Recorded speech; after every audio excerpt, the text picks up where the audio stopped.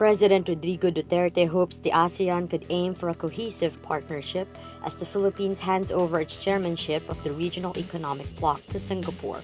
The Philippines is currently the chair of ASEAN. Duterte says, quote, "If the European Union can do it, why can't we?"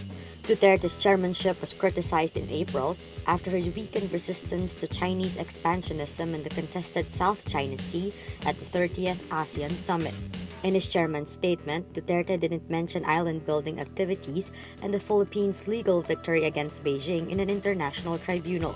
The statement was supposed to have represented the views of all ASEAN leaders. Indonesia President Joko Widodo earlier said ASEAN leaders can stand up against China if it took a common stand on the South China Sea dispute. But Duterte says, quote, "I cannot imagine myself getting involved in a violent and almost a suicidal action." But Singaporean Prime Minister Lee Hsien Loong said Singapore's ASEAN chairmanship in 2018 will prioritize improving ties with China and ASEAN's need for rationality and restraint on the issue.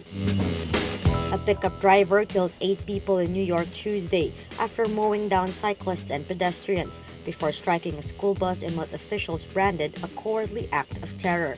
11 others are seriously injured in the attack.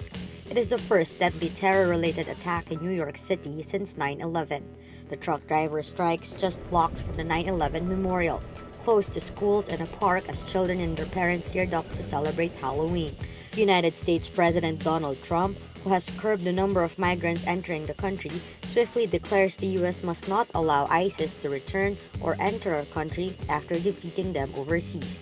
Trump calls the attacker very sick and a deranged person. U.S. media identified the attacker as an Uzbek citizen living in Florida. He was shot by an officer in the abdomen and taken into custody.